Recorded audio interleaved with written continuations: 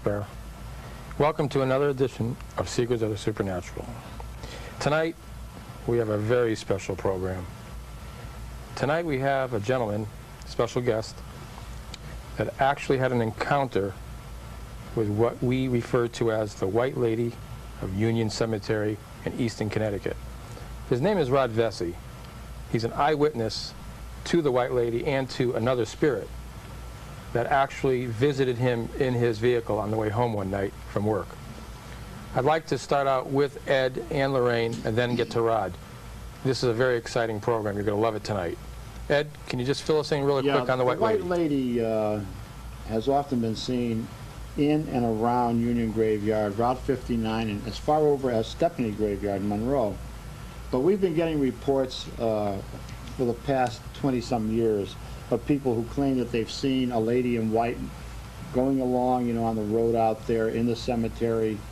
And Lorraine and I decided that since all these reports were coming in, that we would investigate it.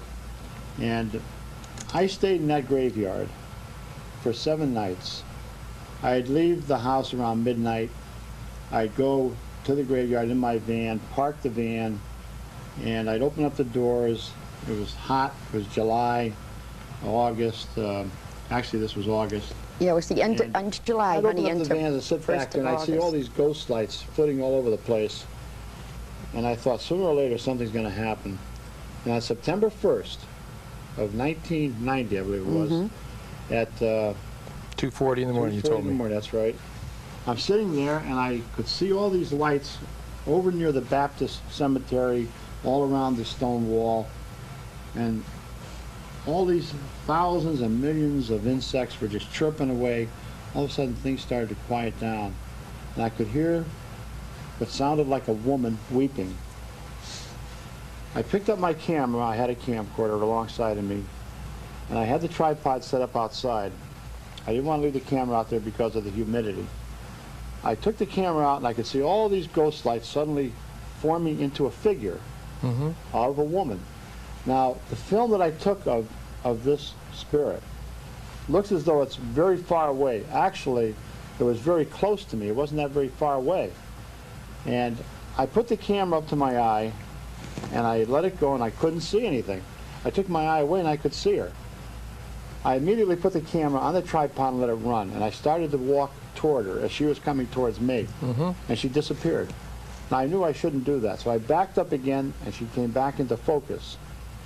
At that point, she started to come towards me, moving through the tombstones, and these black things, which I can only describe as looking like, kind of like black poodles, were jumping up against her. We call these here wood ghosts or shadow ghosts.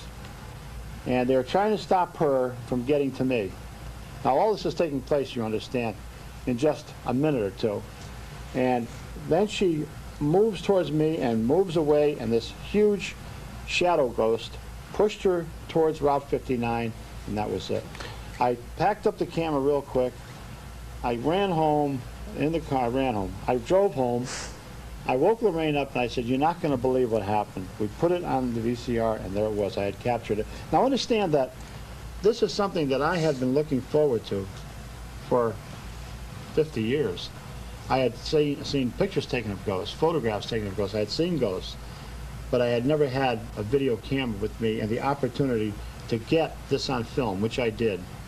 Now, Rod Vescey's experience was different than mine, and I'll let Rod tell that one.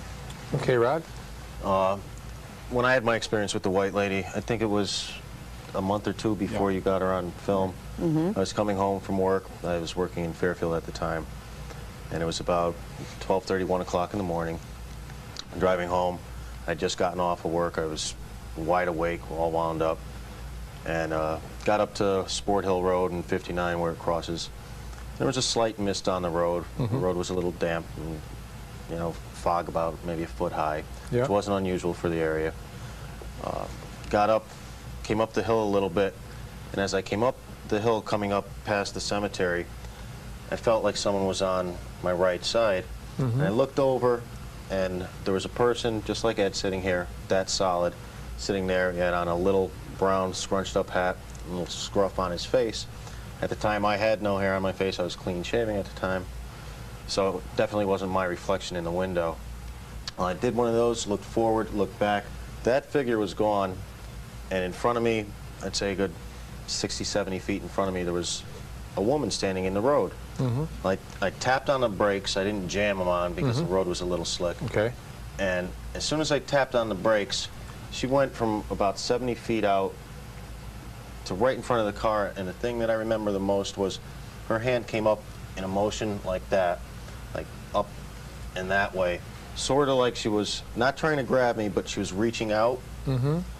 And that figure, it didn't visually come right through the car, but it went through my car. If you can understand that, if you take your hand and wave it past your head, you feel a little breeze.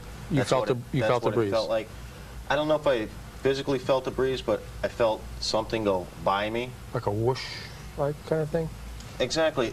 And that, after that happened, I looked in the rearview mirror. There was nothing behind me, and in front of me, the road turned like a deep cranberry red, just my lane of the road. Now, that's up at the top, right across from the cemetery, and as you go back down the hill, there's an Episcopal church down there. When I got to that church, everything had disappeared. Got home, was all shaken up, woke my wife Pamela up, explained everything to her, and I was really nervous. I have 2 children, Kaylin and Marissa, at home, that I thought, you know, God, what if this thing followed me home? Is it going to be after my children? You're concerned. It was a week or 2 after that